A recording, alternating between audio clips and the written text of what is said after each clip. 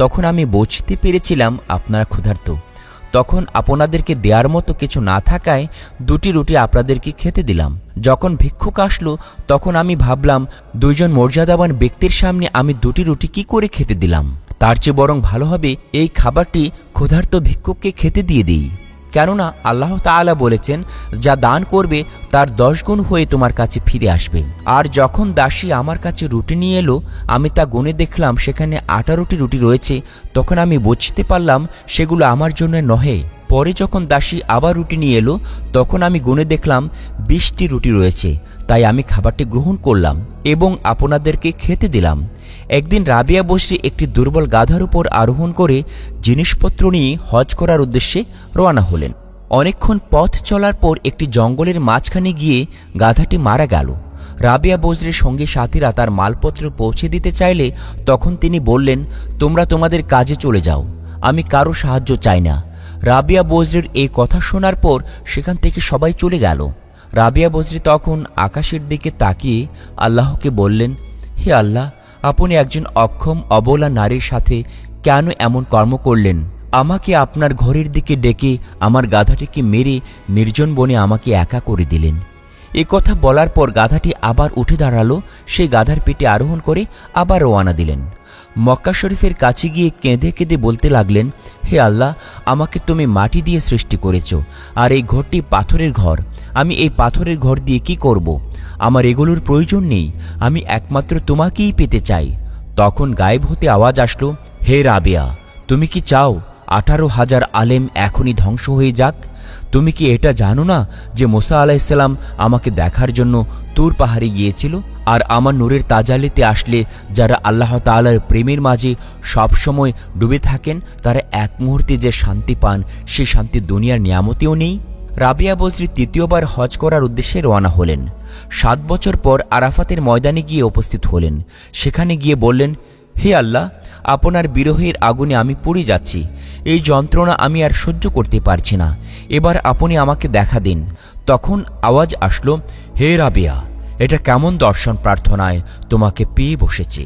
তুমি যদি আমার দর্শন কামিনী হয়ে থাকো তবে আমার কাছে দরখাস্ত করো, আমি নূরের ঝলক প্রকাশ করব।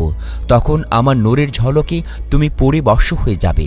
তখন রাবিয়া বসরি বললেন, হে আল্লাহ, আপনার নূরের ঝলক সহ্য করার মতো শক্তি আমার নেই। আবার আওয়াজ আসলো, রাবিয়া, তুমি উপরের দিকে তাকিয়ে দেখো। রাবিয়া বসরি তখন উপরের দিকে তাকিয়ে দেখলেন রক্তের সাগর শূন্যে ঝুলছে। গায়েব হতে আওয়াজ আসলো, রাবিয়া, তুমি যে রক্ত দেখছো, এই রক্ত আমার জন্য আমার আশিকের চোখ থেকে বের হয়েছে। তবুও তারা আমাকে দেখতে পারেনি। তারা আমাকে দেখার জন্য ধৈর্য ধারণ করেছে এবং পৃথিবী থেকে বিদায় নিয়েছে। আজ এই পৃথিবীতে তাদের কোনো নাম নেই, কিন্তু হাসরের ময়দানে পূর্ণিমার চাঁদ হয়ে তারা দেখা দেবে। তখন রাবিয়া বসরে বললেন, হে আল্লাহ, আপনাকে দেখার কোনো যোগ্যতা আমার নেই। এই বলে তিনি সেখান থেকে চলে গেলেন। একদিন রাবিয়া বজরি যখন পর্বতের উপর আল্লাহর ইবাদত করছিলেন, সেই সময় তার চারপাশে পশু পাখিরা ছিল। তারা রাবিয়া বজরিকে দেখছিল। এই দৃশ্য দেখে হাসান বজরি রহমতুল্লাহ আলাইহি যখন সেখানে আসলেন, তাকে দেখে পশু পাখি সব পালিয়ে গেল। আরেক দিনের ঘটনা, রাবিয়া বজরি হাসান বজরির বাড়িতে গেলেন। সেখানে গিয়ে দেখলেন হাসান বজরি রহমতুল্লাহ আলাইহি ইবাদত করে কান্না করছেন যে তার গাল বেয়ে চোখের পানি পড়ছে। তখন রাবিয়া বজরি বললেন, ওস্তাদজি, আপনার এই কান্না দুনিয়ার কিছু পাওয়ার আশায় যেন না হয়, এই কান্না যেন আল্লাহকে পাওয়ার জন্য হয়। আরেকদিন হাসান বসরি রহমতুল্লাহ আলাইহি ফুরাত নদীর কাছ দিয়ে যাচ্ছিলেন। তখন তিনি দেখলেন রাবিয়া বজরি ফুরাত নদীর তীরে বসে আছেন। তাকে দেখে হাসান বসরি রহমতুল্লাহ আলাইহি সামনে এগিয়ে গিয়ে ফুরাত নদীতে জায়নামাজ বিছিয়ে দিয়ে নামাজ পড়তে শুরু করলেন।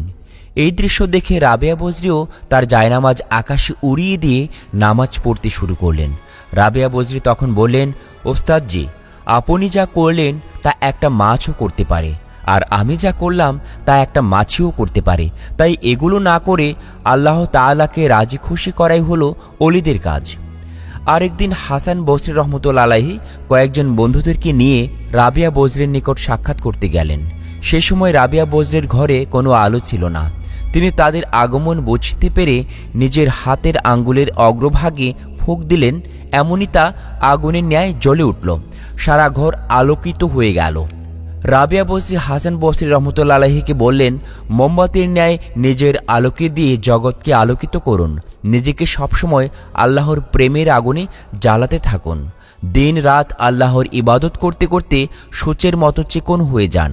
রাবেয়া বসরি দিন রাত মিলে 1000 রাকাত নামাজ আদায় করতেন।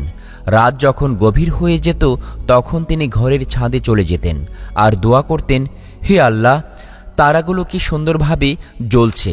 লোকদের চোখগুলো এখন নিদ্রায় অন্ধকার হয়ে আছে, আর এখানে আমি একা রয়েছি তোমার সঙ্গে। এই বলে তিনি ইবাদত শুরু করতেন। যখন দেখলেন রাত ঘনিয়ে ভোর হতে লাগলো তখন তিনি দোয়া করতেন, হে আল্লাহ, রাত প্রায় শেষ হতে লাগলো। আমার কতই না স্বাদ আমি যে সারা রাত তোমার ইবাদত করলাম। আমার এগুলো ইবাদত তুমি কবুল করেছো কিনা জানার। তুমি আমাকে জীবন দিয়েছ, আমার খেয়াল রাখছো। তুমি যদি আমাকে তোমার দরজা থেকে বিতাড়িত করো তবুও আমি তোমার ভালোবাসার টানে তোমাকে কোনো দিনও ত্যাগ করে যাব না।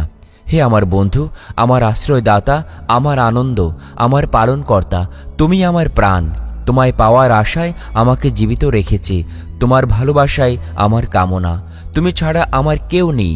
তুমি যদি আমার উপর সন্তুষ্ট থাকো তাহলে আমার সুখ পরিপূর্ণ হয়েছে। হে আল্লাহ, তুমি কি সেই হৃদয়কে জাহান্নামের আগুনে জ্বালাবে যে হৃদয় তোমাকে সব সময় ভালোবাসে? তখন গায়েব হতে আওয়াজ আসলো, রাবেয়া, আমার এমন প্রেমিকের সাথে আমি এরকম করব না। তুমি আমার সম্পর্কে এমন ধারণা করো না। একদিন হাসান বসরি রহমতুল্লাহ আলাইহি রাবেয়া বসরিকে বললেন, এখন আপনাকে বিবাহ বন্ধনে আবদ্ধ হওয়া উচিত। তখন রাবেয়া বসরি বললেন, আমার অস্থি নেই, আমার দেহ নেই,